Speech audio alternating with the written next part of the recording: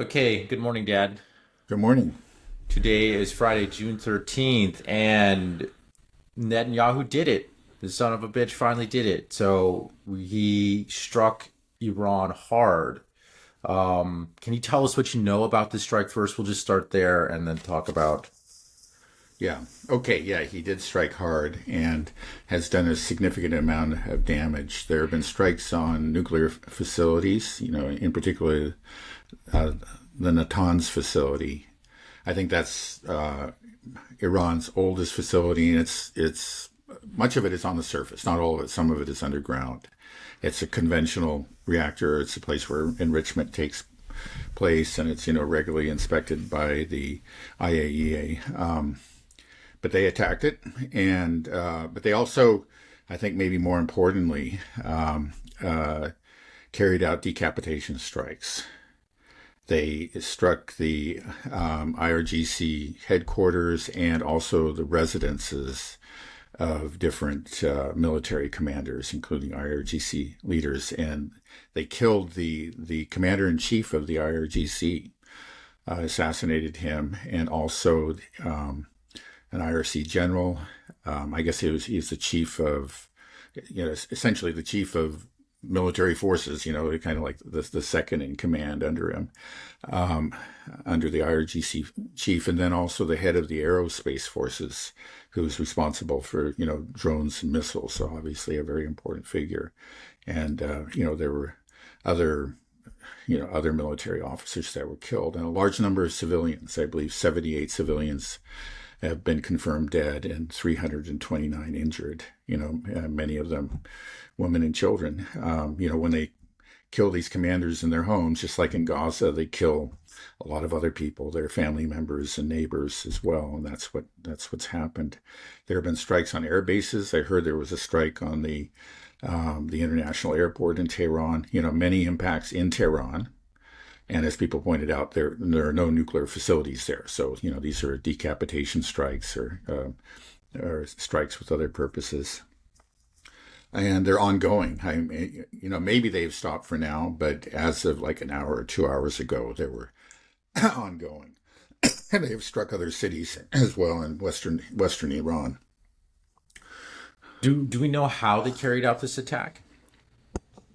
Well, yeah, we've been talking about Iran's robust air defense system. It's not as good as the Russian system, which is, almost certainly the best in the world. But it's good, and it's defended them from previous attacks. Like the last time that Israel attempted attack, they really weren't able to accomplish much. They got within maybe 100 kilometers of the border and then turned around because radars within Iran were locking in on them. That's the story, and it appears to be true. There was a claim that came out like 2 months afterwards that they had done tremendous damage to the air defense system. I still have seen no evidence of that. But what happened this time is that they pulled off something similar to the spiderweb operation, but within Iran.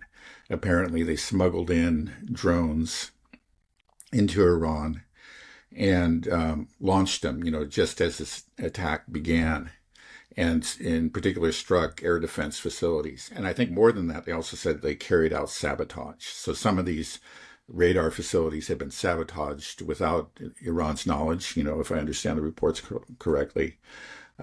So, whereas that claim in the past that Iran's air defense had been eviscerated, I think was almost certainly false. I think you maybe could say it true. At least a good part of it was severely damaged, and made it possible for the Israelis to strike, a number of targets within Iran. So they used aircraft as well on striking these targets, like their missile force. Do we know if Yeah, they entered Iranian airspace? I mean, I have seen no reports of that. There are reports of sightings of the aircraft in Iraqi airspace, but not Iranian. I don't think they actually did go into Iranian airspace. Certainly I've seen no reports of that. So these are, standoff firings of air to surface missiles largely. And there may be some surface to surface missiles as well. Yeah. So you said the commander in chief of the IRGC was assassinated. Is this the equivalent of taking out like Pete Hegseth Yeah, on the U.S. side? I think that's a fair characterization. Yeah, it's like taking out Pete Hegseth and maybe three members of the Joint Chiefs of Staff. It's really quite it's quite a blow, but it's also just really an egregious act. This is something that the Iranians simply just cannot try to minimize, and they're not. They're saying that they're going to respond forcefully, and I expect that they will. Now, some of their retaliation force was damaged or destroyed. Apparently, like the Israelis took out some launchers, but I think there's no doubt that they have many more. It may be like the ones that they had, closer to the border, that were set for kind of like were intended for a first strike. Some of those, or maybe much of that capability was destroyed.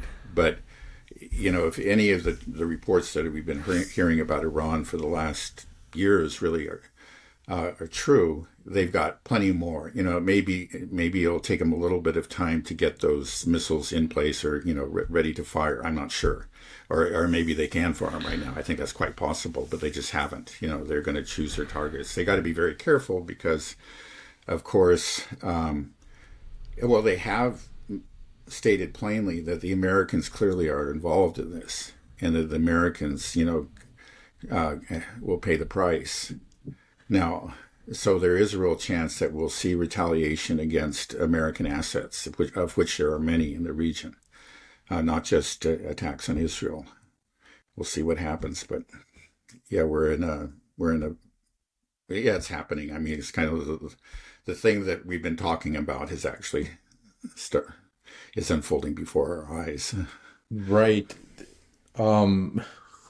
What do you think Israel's goal was with this attack? I mean, was it clearly just to provoke a response for Iran to start? This is a declaration of war, is what they're doing. This is they hitting him so hard, so egregiously that Iran has no option now but to go for an all-out war, and this is an existential war for both parties now.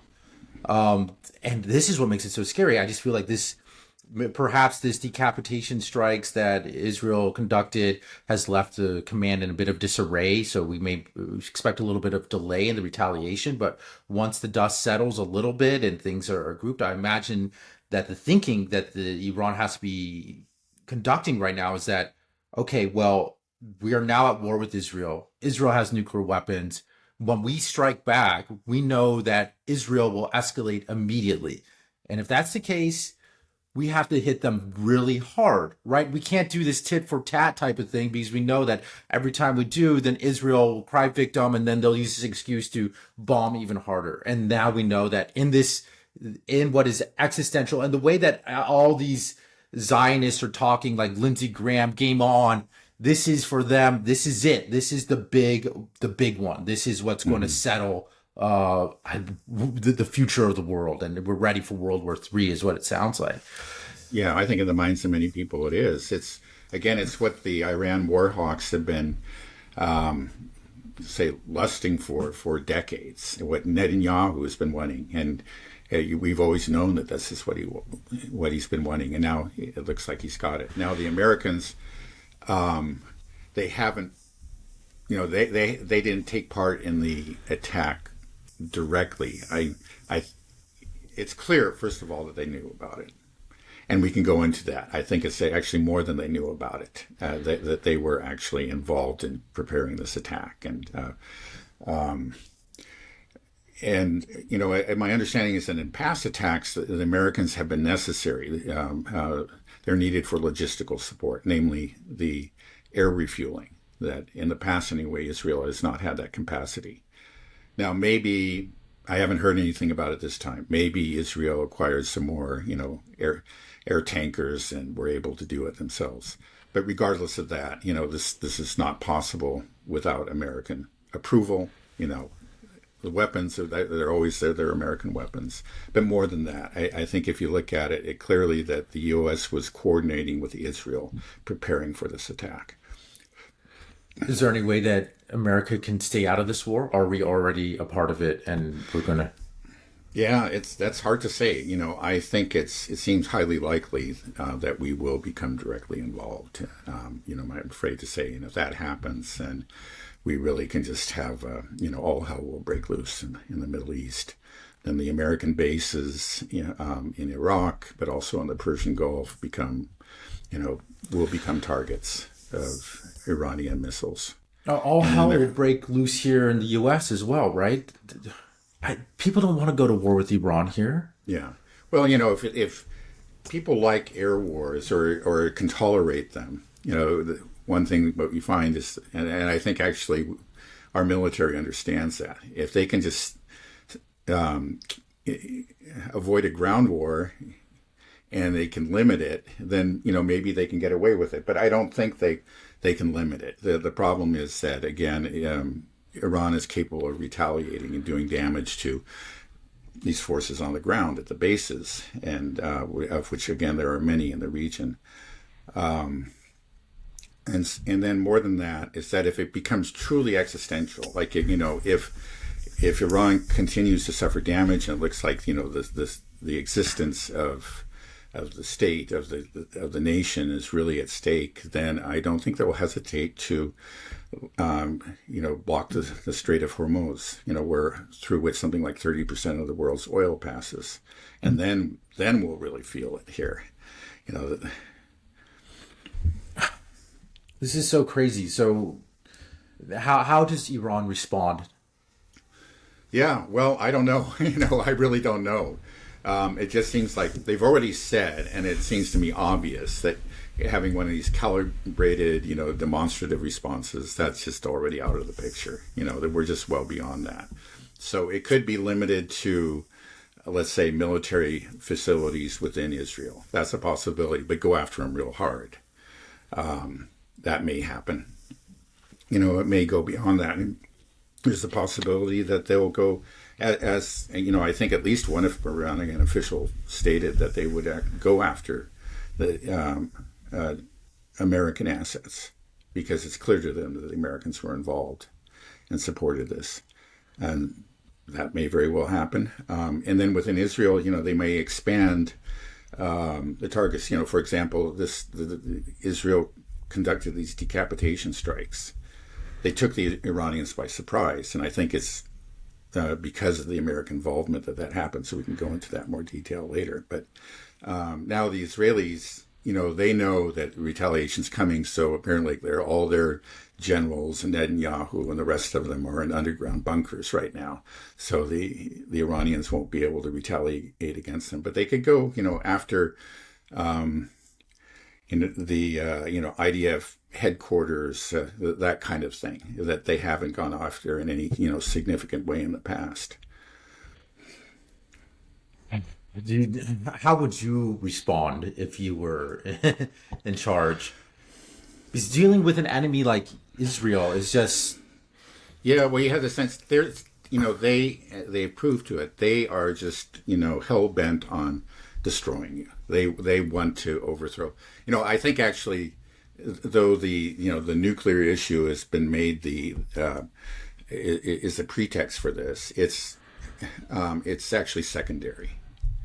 It's really about Iran. Iran is the one rival within the region, and that Israel has been fixated on, for decades, and Netanyahu in particular. It's about actually destroying Iranian power, overthrowing the Iranian government, and either we can have. I think they would be either happy with an Iran that's just in chaos, much like Syria is now, or Lebanon, that's divided and is at war with itself. And that's an Iran that can't in any way resist them, support the axis of resistance, or in Iran, I maybe in the fantasies of some of these leaders, maybe especially the Americans, they think that there will be some sort of uprising, and then a friendly government will take power, and either outcome would be good. They would be happy with. But that's really the main purpose of these attacks. And Right. then, but I think there's more to it than that. I mean, again, it's just with Netanyahu, there is a, um, there's always his own personal interest. It's not only about that, but he was in danger of losing his government. His coalition was about to fall apart before this happened. There's been the constant pressure, the anger about the hostages, of course, but also something else that's been going on is the ultra Orthodox, that they call the Haredi in Israel, have been threatening to leave the coalition. Because they don't want their young men to be conscripted. They don't want them to serve in the army. And they've, over the years, actually for decades, ever since really the very earliest years of Israel, they've had an exemption. But there's quite a lot of anger about that in Israel. Understandable. These are people who, by and large, are really extreme Zionists, are in favor of killing all the Gazans. Yet they don't want to do any of the killing themselves because they have different. I think it's mainly, first of all, they want to maintain their purity, and they see the IDF as a secular institution. And so they feel like that this is not a good, healthy, spiritually sound environment for their young men and women. And then, I think that's really the main issue. We don't need to go into all the reasons, but they are opposed to this. But Netanyahu has been under tremendous pressure, and he sees the need to have more bodies in the army, more conscripts. And so he was leaning towards, allowing them to be conscripted. But again, these Haredi are saying that if you do this, if you go down this path, we're out of here. We're pulling out of the coalition. And they were ready to push the button. It could have happened at any time. But then actually, I think it was just yesterday that, that one of the ultra-Orthodox leaders had actually stepped back and stopped pressing his demands on Netanyahu because, and he voices the reason, because of the threat from Iran. So anyway, again, it's just by creating this new crisis, Netanyahu's able to consolidate power, to maintain his grip on power is what I should say within Israel. And then more than that, it also, if this blows up, which it looks like it's going to, it will actually provide cover for the operations in Gaza, the ethnic cleansing of Gaza, because the focus is going to switch to Iran. And, we've already seen that, like with vis-a-vis the West Bank. I mean, the West Bank has been hit real hard, but we don't even talk about it because it's so much worse than Gaza. The West Bank has suffered more in the last, year and a half or more, ever since October 7th, 2023, than it had in the previous many years. For example, there's been the largest displacement of peoples, of the population there, since 1967. It just took place last year. And much of the West Bank has really been subjected to the Gaza treatment, not on the same scale as in Gaza, but entire villages, camps, our refugee camps have just been utterly leveled. And that didn't happen before. And if it wasn't for Gaza, that would be the focus of much of the world's attention, and there would be protests about it. But we don't even talk about the West Bank because it's just overshadowed by Gaza. But now maybe Iran will overshadow Gaza, and he'll be able to go ahead with his plans there. I think that's another possibility. Is there any way to put the genie back in the bottle after this, or it's done? This is it. This is war. And yeah, it kind of looks like it. I don't see. First of all, this is what Netanyahu wants. But I think now the Iranians have not wanted to give him what he wants, but now they just have to. I mean, Israelis have made it existential for the Iranians as well. Again with these decapitation strikes, and it's either they submit. Well, Smith, I think it would be the end of the government. The people would be just so outraged because it would be really an abandonment of their sovereignty. Just say, okay, yeah, we just bend the knee to this foreign power. Tell us what to do. They can't do that. They just can't do that. So they're going to have to fight. I don't really see an off ramp. They've already said they're not going to show up for the negotiations. The next round was scheduled for Sunday this weekend, which is just crazy. And earlier, again, maybe we should talk about this a bit because I think it's quite important. The Israelis had said that they were going to wait to see, like what happened in the Sunday round of negotiations, and that if no progress was made, then they might have to attack. And it kind of seems like the Iranians fell for that, because they obviously were. I think they knew something could happen soon, but they didn't actually expect it to happen before Sunday, and they weren't ready. Otherwise, they would have had these people in bunkers and so on and so forth. They really weren't ready for it. And there was a report that came out in the Israeli media that said that it was that the U.S. had lulled the Iranians, into a sense of security, like that the attack wasn't going to happen yet. And I think that that's really true. It makes you wonder, and that whether these talks were always a ruse. I think it's possible. I mean, it's just and some of the other things, like even the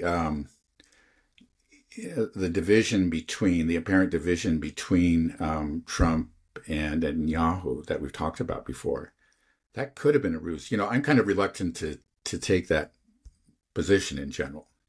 Yeah, but in this case, it just the apparent division and a lot of the statements that from Trump, Israel back off. We got to go through these negotiations. It just makes you wonder, especially with this report that appeared in the Israeli media, and then what happened. We had this meeting scheduled for Sunday, and before then, they struck. And there's another event that took place just the day before, right? Was the day before the attacks was the finding, or rather, by the board of governors of the IAEA, that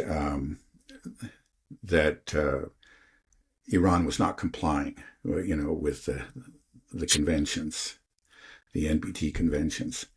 And now Iran has been under like the NPT for decades, for at least 20 years, and they've never found that. And that it would happen the day before this attack. Like I've said, okay, true, coincidences do occur, but that's such a coincidence. And I'd say that can't even really be a coincidence, because the fact is that as we've known from the WikiLeaks and other sources, the U.S. has undue influence. The West in general has undue influence on the IAEA. And the Iranians have pointed this out just the other day. Here's another sort of remarkable coincidence. They released the first of those documents that they had acquired, and apparently those are about how the IAEA is taking instructions from the Israelis. So it's just like if the U.S. was really concerned, wanted these negotiations to continue, they could have said, "Hey guys, you're going to reach this conclusion. Why don't you hold off until after the negotiations?" But they let it happen on that day, and the next day the Israelis attacked. And so it looks to me that those reports from the Israeli media, that the U.S. was involved in really deceiving the Iranians, that those reports are true. I mean, I don't know the extent of it. Like maybe the friction between Israel, or between Netanyahu and Trump, very well may have been real.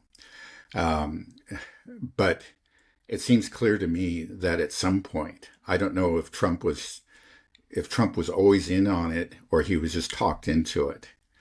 But through one way or another, these negotiations, the contacts that were ongoing between the Iranians and the Americans, I think caused the Iranians to let their guard down. Yeah, I just don't see how anybody can trust the United States again after this. I mean, Yeah, no, it's a right, exactly. I mean, like the Russians have to be looking at this, and the Chinese, and they're involved in negotiations and just saying, well, the U.S. already has a very bad track record, but this is particularly egregious, to be actually using negotiations in preparation for an attack. And that's particularly egregious. do you think that Iran will strike U.S. military bases? I just don't know. I I don't know feel what's like the going on smart there. move is to not. Obviously, the U.S. Yeah, has been heavily involved, and right. we were playing these I shenanigans with right, negotiations. But right. focus it on Israel, and then I think there's enough anti-Israeli sentiment in the West that you won't be able to drum up the support for an all-out war. But if you start, striking U.S. military bases and U.S. Yeah, men yeah. and women start Right. coming I back mean, in they body would be bags. justified in doing it, but the thing is, I think most Americans wouldn't understand what's going on and say, "Why are they attacking us?" Because again, just the average American citizen just has his knowledge of what's going on in the Middle East is just abysmally low. So yeah, I think you're right. That's my own sense. I don't know what they're going to do. They may be, I don't. They've shown in the past that, like the Russians, they're very self-disciplined, and they set aside their anger and do what's good for their long-term interests. And I think, looking at it from, my perspective and my limited knowledge of the situation, that it would be best, like you say, to try to avoid American targets and really focus on Israel, even if you would be justified in going after them. But we'll see. Again, it's just like if the problem is, okay, they do have to actually hurt Israel, but if they really hurt them badly, then there's going to be pressure within the U.S. for the U.S. to become directly involved. But they can't put up some kind of token, make a token response. So this is, we're just in a very, very difficult situation. Iran is too, that they may not, it just may not be possible to keep the United States out of it. And then if the U.S. becomes involved directly, then I think the Iranians definitely will go after the bases and other American assets. Okay, maybe we can expand on this just a little bit. Can you just spend some time to just explain how dangerous this situation is now for the whole world? How this is going to get out of control, and why? Because we just had this conversation on Wednesday, just saying that sort of there's just going to be this inevitable conclusion where Israel's existence is at stake, and that there's just sort of that's where we're heading towards. So I kind of gave away the punchline, the answer to that question, but you know this just seems to be, I just don't see an off ramp at this point. So are we just headed inevitably towards the Samson option? I don't know.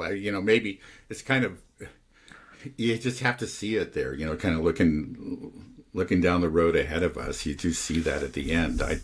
I guess I'm just reluctant to say that, but I have to, just because it's so awful.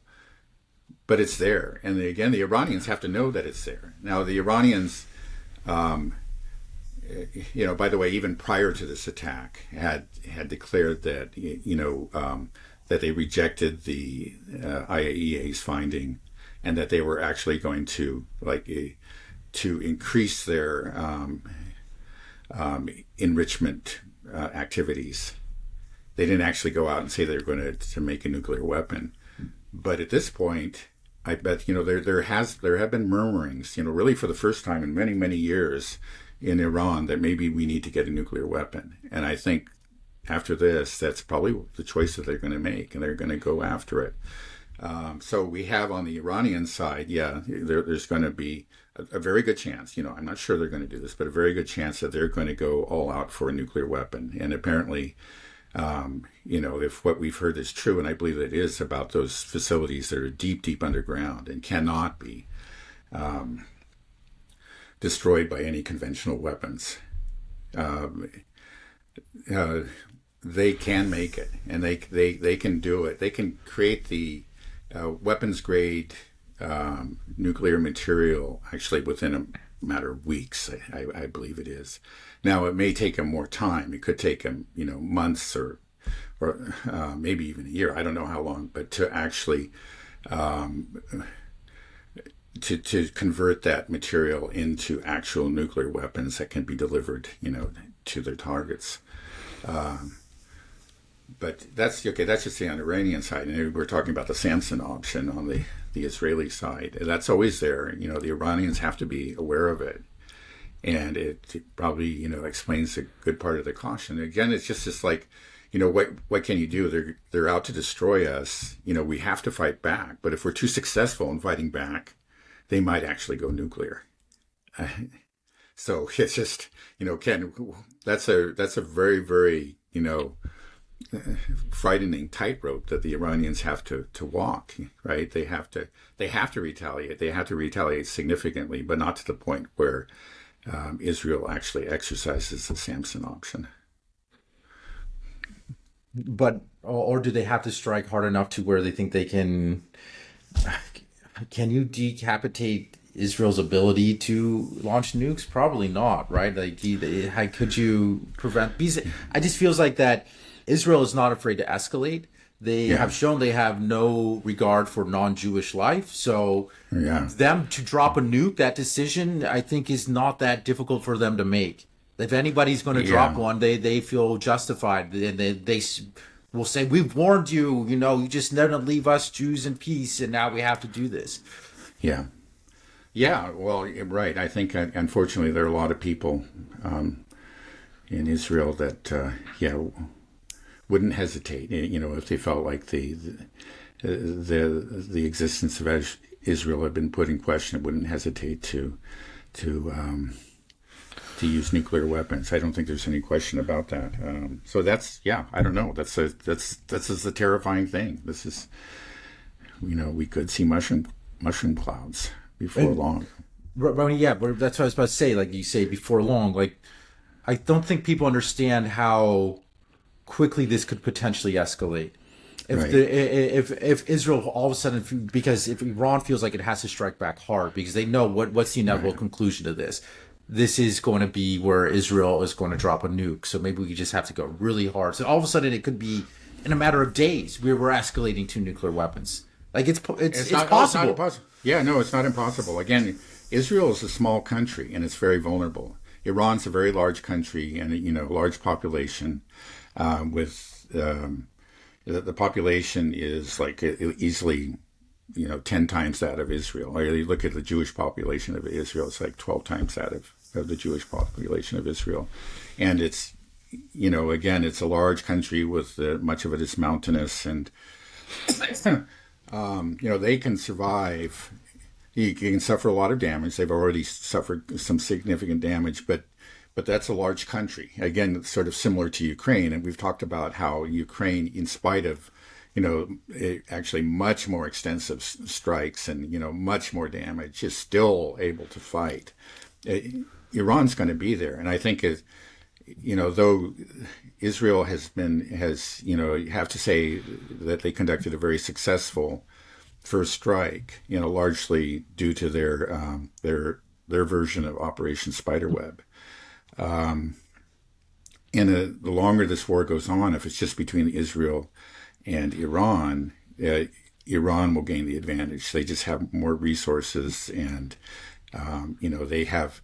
Okay, Israel could take out these facilities here and there, but there's so much to Iran. There's just think about what happened again with Yemen. The U.S. was never able to. They were able to hide these missiles and fire them again and again. And don't tell me that Iran can't do it. In a war that goes on for a while, a war of attrition, I think Iran will gain the upper hand.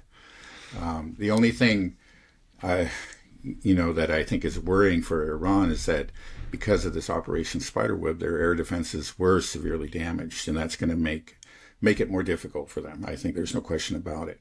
But they seem to have enough that, again, I don't think any Israeli aircraft really want to fly over Iran. They still have enough, and, maybe they can bring more into play. Maybe they can move the air defense assets around.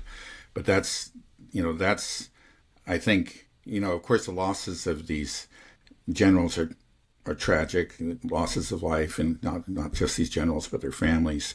There are also a couple of leading scientists that were killed, assassinated. Those are losses for the Iranians, but maybe the more serious in terms of the long-term war is the loss of the air defenses.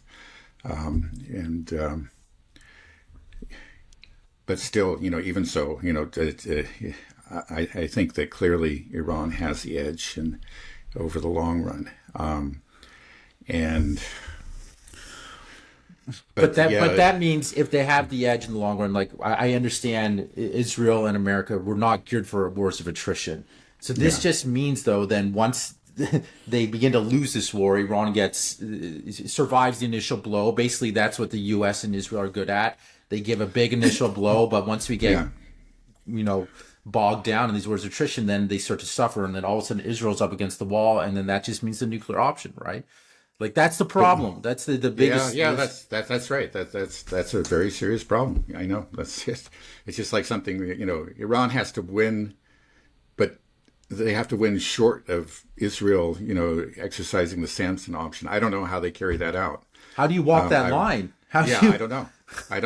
I really don't. I don't think you can. And so this means, like, if God forbid, but if Israel drops a nuke on Tehran, for example, what does that mean for the world? Yeah. Like, what does that mean? What do we do? What does the world do when we see a mushroom cloud in a city and they vaporize the million people or something? Right. Well, I don't. Yeah. I mean, it's. God forbid. I really, but I just hate even saying that. I hate even just bringing that up, and I'm sorry for but it's just I think that is a possibility, and I don't even like saying that, but I think it's a very real possibility. Yeah. Right. Well, you certainly hope that there would be more than just condemnation, but there would be real action on the part of the world.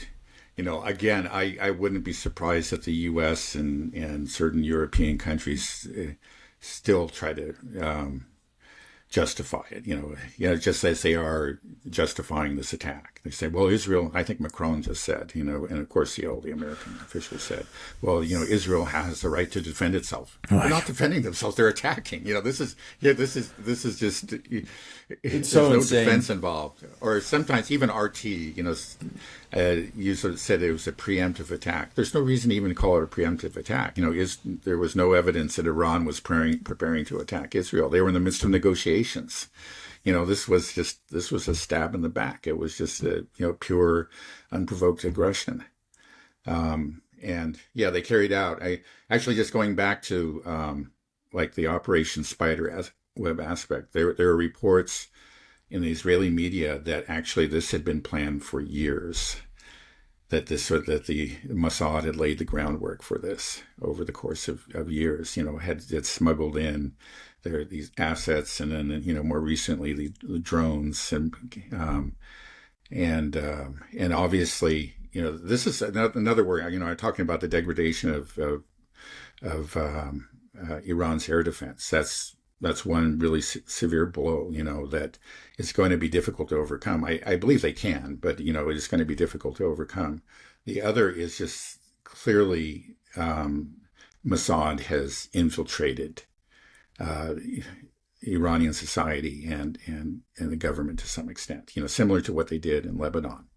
And this is clearly, it was clear that this was a problem that predates this attack, because we saw, for example, the assassination of Haniyeh, is it on the day of the inauguration of Pezeshkian, and that was, that showed that again that Mossad had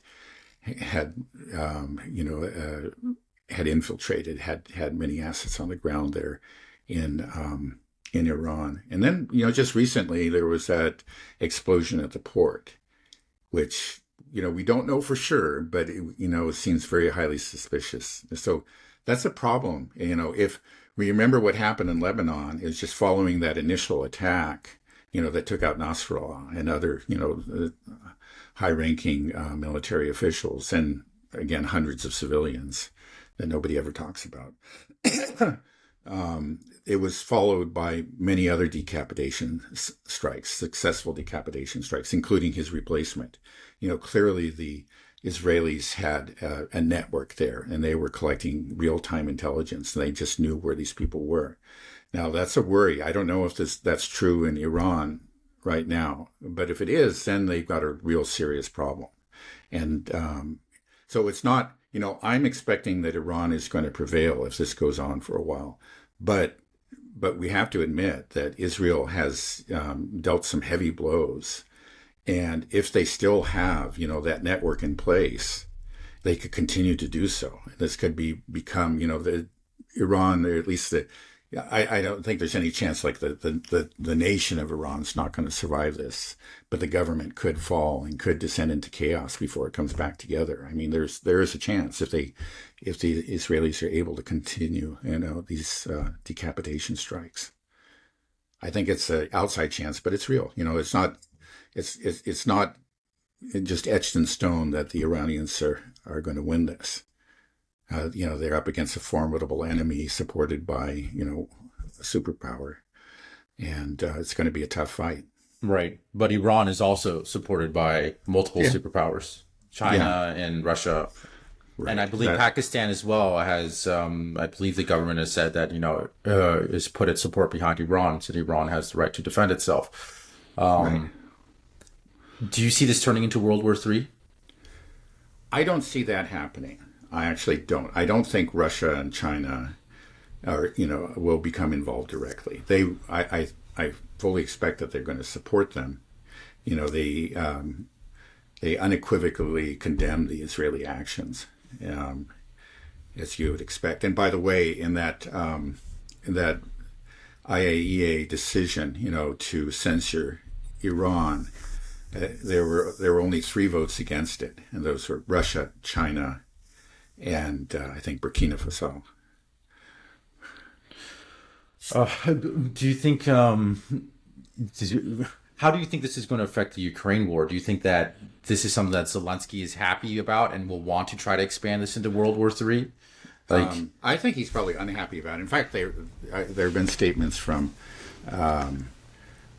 Ukrainians. I believe a Ukrainian official, or that this is not to the benefit of Ukraine, because first of all, it's going to shift the focus away from Ukraine even more, and then it could, if especially this turns into a long war, it's going to drain weapons from Ukraine. I think there's no question that the U.S., if this war goes on, that the U.S. is going to start diverting, it's going to end supplies to Ukraine, and they're going to send what they have to Israel. And that's not good for Ukraine. I don't think they want this. Is the thinking for the neocons, our government, is that, okay, things aren't going too well in Ukraine, so let's start a war with Iran? I mean, I don't... Well, no, I don't think so, because they've always wanted this war, long before the Ukraine war began. This is something they just always wanted. So I don't think it's that. It's that, there may be kind of like an added benefit to them, but that's not what they're after. They've just always, had the place the target, the bullseye on Iran, and they've always been, hoping to do what they're doing now, Yeah, just there's just been so much hawkish rhetoric towards China. Obviously we have this hot conflict going on right now with Ukraine and Russia, very real war happening there. And then we have all these Iran hawks, and then Trump allows Israel to do this. And the tweets that came out from Trump afterwards have not been reassuring. Yeah. I'm not sure if I have one of them here. Yeah. I think you've read it. I'll read it. I'll read it anyways, just right. Because it's scary. Donald J. Trump says, "I gave Iran a chance after chance to make a deal. I told them in the strongest of words to just do it. But no matter how hard they tried, no matter how close they got, they just couldn't get it done. I told them it would be much worse than anything they know, anticipated, or were told. That the United States makes the best and most lethal military equipment anywhere in the world, by far. And that Israel has a lot of it, with much more to come. And they know how to use it. Certain Iranian hardliners spoke bravely, but they didn't know what was about to happen. They are all dead now. And it will only get worse. There has already been great death and destruction, but there's still time to make this slaughter, with the next already planned attacks being even more brutal, come to an end. Iran must make a deal before there's nothing left and save what was once known as the Iranian Empire. No more death, no more destruction. Just do it before it is too late. God bless you all. Yeah. Well, first of all, that is pretty much an open admission that this is a U.S.-Israeli attack, right? It's just like, I told them you didn't do it, so the Israelis attacked you. It's not like, okay, well, the Israelis are just doing what they have to do. I wish they had waited, or that is actually the line that Secretary of State Rubio expressed actually very recently after the attack began. He just basically said, this has nothing to do with us. We're not involved. This is just something that Israel's doing, because it sees it's necessary for its own defense. But then Trump shot his mouth off right there and just, he made it clear that, oh no, this was, this is part of, essentially, this is a U.S.-Israeli plan. This is something that I saw coming, and that it, was necessary because they weren't accommodating enough in the negotiations. I threatened them, and now look, they didn't listen to my threats. Now, now they're suffering their punishment. Yeah, I mean, this type of rhetoric saying there's going to be nothing left. Right. It sounds like we're heading for an all-out war, and I just don't. We've talked about how suicidal this is for America. Are you surprised that Trump has gone down this route? I mean, he says he's going to... Yeah, right. I am a little bit. I actually am, because, I'm not a Trump fan. There's many things that he's done that have really disgusted me. Like the assassination of General Soleimani during his first term. But you could say, at least with Trump, that he never started a war, an all-out war. Maybe he might have intensified some, supported, continued, but he didn't actually clearly start a new war. I know there's some debate over that, but but this clearly, would be a war that he could have stopped. He said he was going to stop, but he was deeply involved, as those Truth Social posts show. There was another one that followed that he was, very much involved in initiating. And we're not talking about, 2 months of bombing Yemen, which was bad enough, but we're talking about some, a region-wide war that could have horrific consequences, that could even go nuclear. And he did it. And so I was always willing to give him the benefit of the doubt. I think that probably, again, his instincts were that it's better to go for a deal.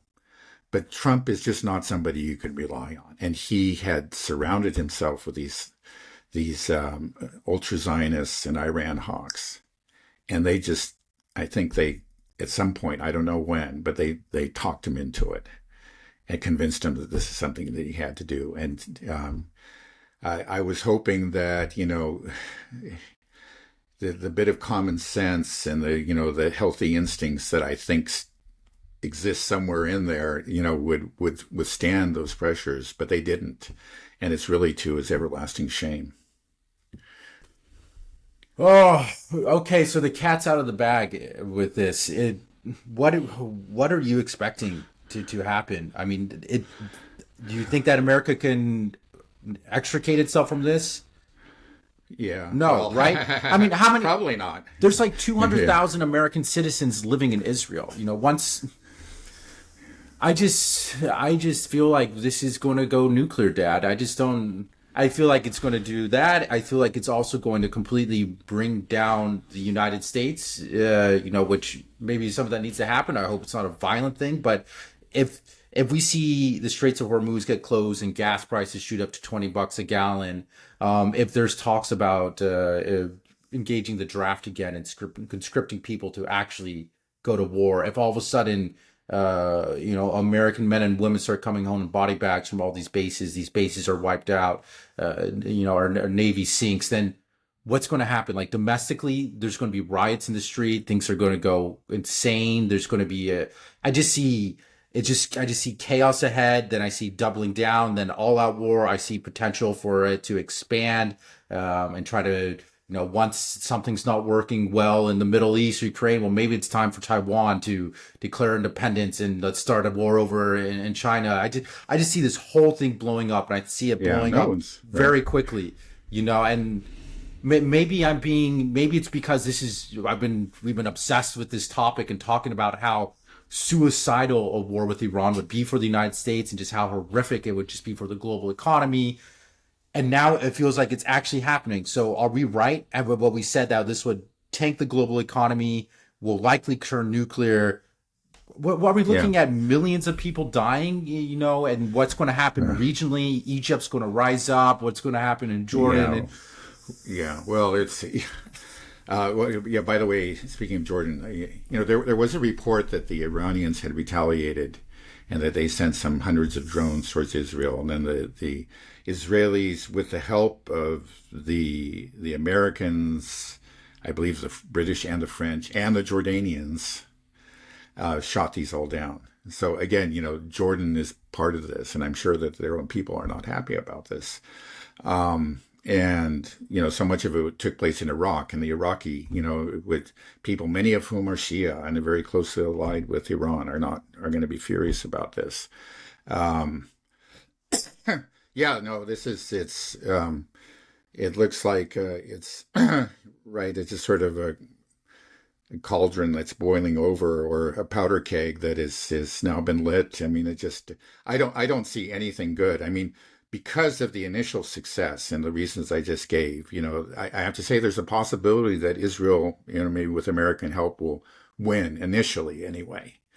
Maybe they'll succeed. I don't think this is going to happen, but they have been more successful with this initial strike. Again, they had laid the groundwork in secret, that in a way that, of course, we couldn't know about, apparently going back years. And this initial strike it did a lot of harm to Iran. Again, I think Iran has got enough resources. It's a large enough country, and that, this, like, especially the death of the civilians, is obviously is going to, I think it's going to cause the Iranians to unify rather than, to lead a breakup. But there's always a chance, again, especially if their networks, these Mossad networks, are still in place and they continue with decapitation strikes, that we could have real chaos. And in the short run, anyway, Israel and the U.S. could win. That's a possibility. But that's a horrible consequence right there. And I think in the long run, Iran will come back together anyway, and will be perhaps much more formidable and angry and nuclear armed. But then there's the other possibility. If Iran, if we go into a war of attrition and Iran starts to win, then we're faced with the Samson option. People will start talking about it. Right now they don't, but they will, and because it's going to become an obvious possibility. And then, American participation, which I think is going to be hard to avoid, is going to put American assets at risk. And, again, like you're going to see, real American losses and humiliations. Those are all a possibility. None of it's good. It's all very bad. I just don't, it's just, this is really an awful, turn of events, but it's something that we've been kind of expecting that it was going to happen at least at some time. It kind of took me by surprise that it happened so quickly. I thought at least it would be Sunday, and I think that's what the Iranians were thinking too. Okay. Do you think a nuclear weapon is going to be used within a year? I'll just say, I'm not going to put a percentage on it, but there's a real possibility that, and if it's going to be used anywhere in the world, it's going to be used by Israel in the Middle East. It's a real possibility. I mean, we're not talking about some sort of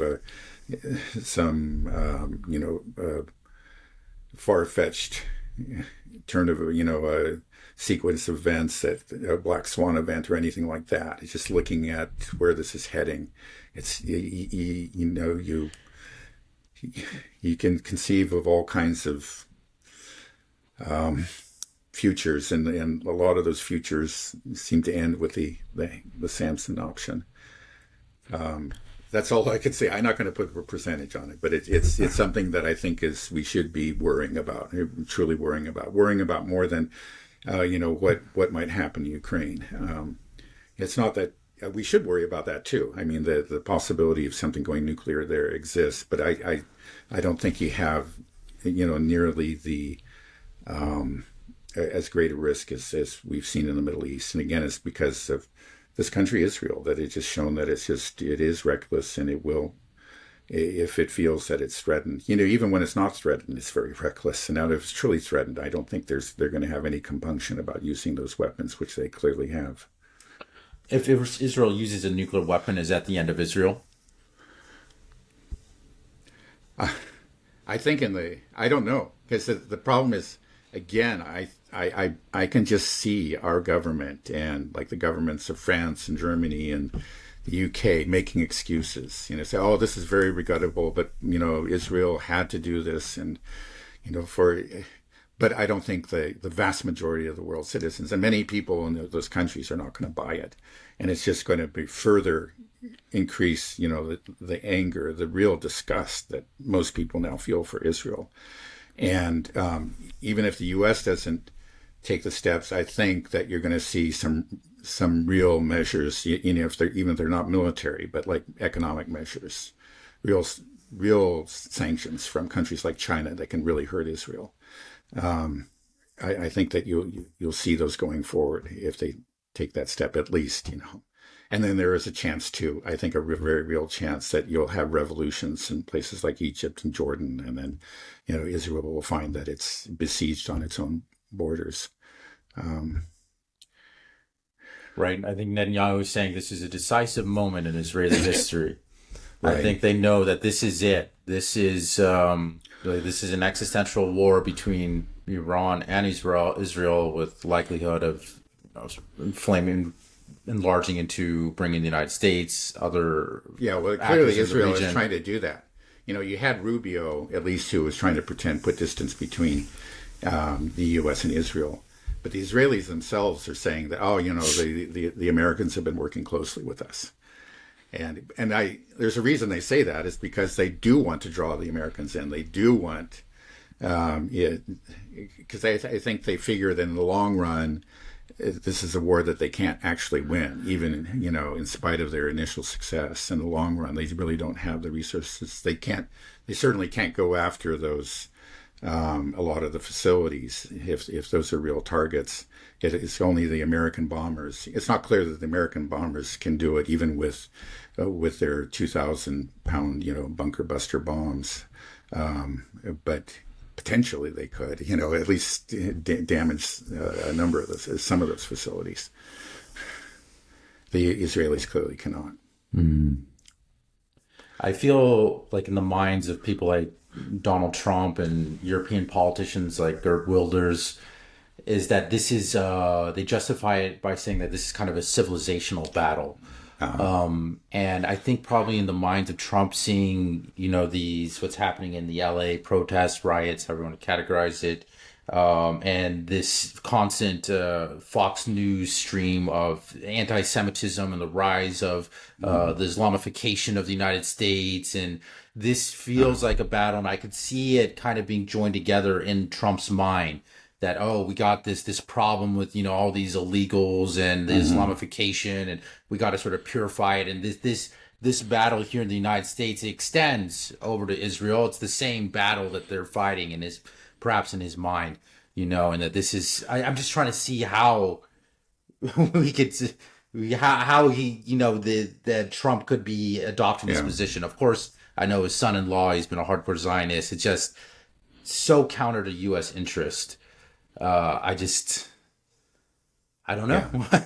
Yeah. Well, no, I think you're probably right. There's obviously a lot of kind of mushy thinking, and I see it all the time. There's kind of like an effort to right, conflate the left in general with, with Hamas and Iran, and these are completely separate issues. Obviously they're not. They're not all on the same team, but in the minds of a lot of American conservatives, they are. Yeah, it's all the same battle. Yeah. Okay, well, let's I don't know what to say. I think we just have to pray for the region, and I hope that it can de-escalate, but I don't think it's Yeah. possible. And so Yeah. now it's just the cat's out of the bag. We're talking about that in a way.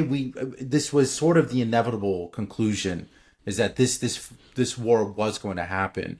Netanyahu and Israel had made that clear, that this was the end goal, and then it just all accumulated after October 7th, and Netanyahu's legal problems and the political unrest within Israel itself to maintain power. It's like, this is it. This is the one chance.